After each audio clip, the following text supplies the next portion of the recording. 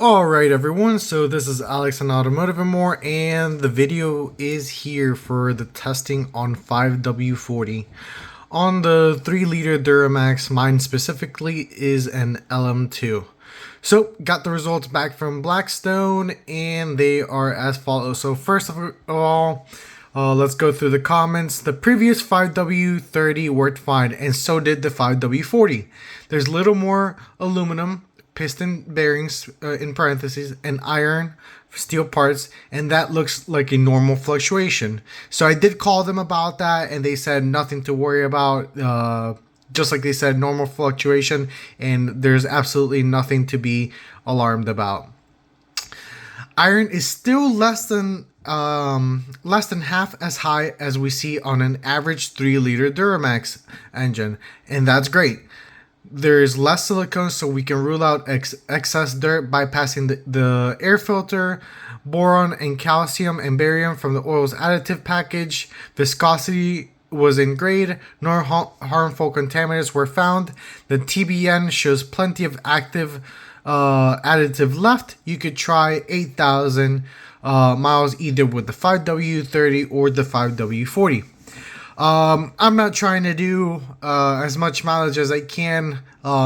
Seeing both results from the 5W-30 and the 5W-40, the way that they are, I think I'm going to stick to 6,000 miles. I don't really want to push it, You know the saying, the best oil is new oil. I'm a true believer on that. It gets me a chance to get under the truck and check everything a little bit more often. And if I ever find myself in a situation that I can't do an oil change for whatever reason, I know I have quite a bit of wiggle room and I don't feel rushed at the end of 5,000 or 6,000 miles. I know I can stretch it out a little bit more if need be. So, first test was at 35,000 miles. So the truck was a little bit newer. Second test was at almost 52,000 miles. And you can see the results there of 5W-40 and 5W-30 on the right. So, I don't think that looks bad at all. So that's pretty good numbers overall. Now, just comparing one to the other, it looks like 5W-30 did a little bit better overall on my engine than 5W-40.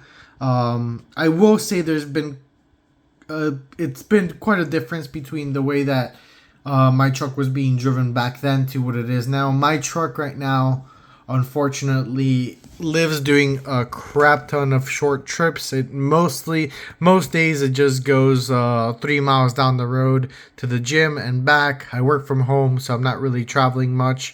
And I do travel to South Florida and Jacksonville every once in a while, like every month and a half.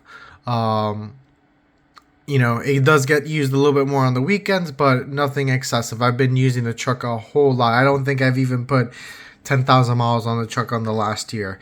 Before I was driving about 18,000 miles a year when the first initial oil change was. So that oil change with 5W-40 saw a lot more highway usage. So that could be, I think, a lot of the difference that we're seeing between one and the other, with the little bit more aluminum and iron. Right now, my truck, unfortunately lives doing a lot more cold starts and a lot more short trips.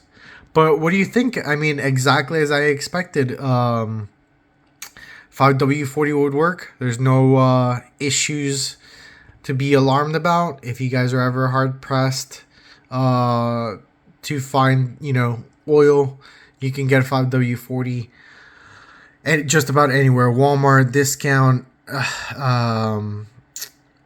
AutoZone, Napa, they always have 5W-40. 5W-30, my go-to to find it is Napa. Napa seems to have it in stock more than anybody else.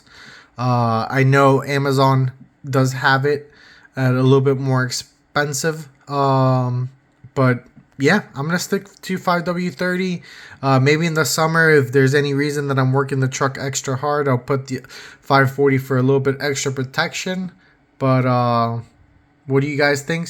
Thoughts? Of course, these oils are not Dexus D. I do have a video on Dexus D. It's just a license approval that oil manufacturers have to get. But yeah, it looks like these engines are happy. And just for the guys that are going to ask, there's no additional regens.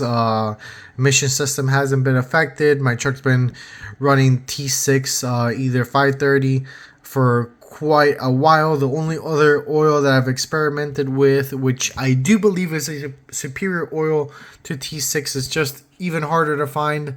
And, you know, a little bit more expensive, is Pennzoil Euro L. Maybe one of these days I'll do a test on Pennzoil Euro L, but I don't want to spend a extra $45 doing oil tests on every single oil change that I do. You know, the name of the game here is try to save money, but everything looks good. Give me your thoughts on it. I'm definitely not recommending anybody else to do this. It's my engine, my truck. My truck still got powertrain warranty for anybody that's asking. You know, dealer isn't trying to do an oil analysis randomly anytime your vehicle goes in. So everything is all good on my end. If you don't want to do this, don't do it. Stick to what the manufacturer recommends. I'm just doing some testing and putting out the results here for you guys. So if you guys have any questions, please let me know. Also, if you guys want a copy of this sheet to further study it a little bit more without a blurry phone recording it on a computer, hit me up on Instagram. It's Carbon Pro AT4 on Instagram. My name is Alex. Hit me a message and I'll help you any way that you can. And if you guys want to see more videos similar to this, please give it a like and follow. This really helps me out. And thank you guys. I'll catch you in the next video.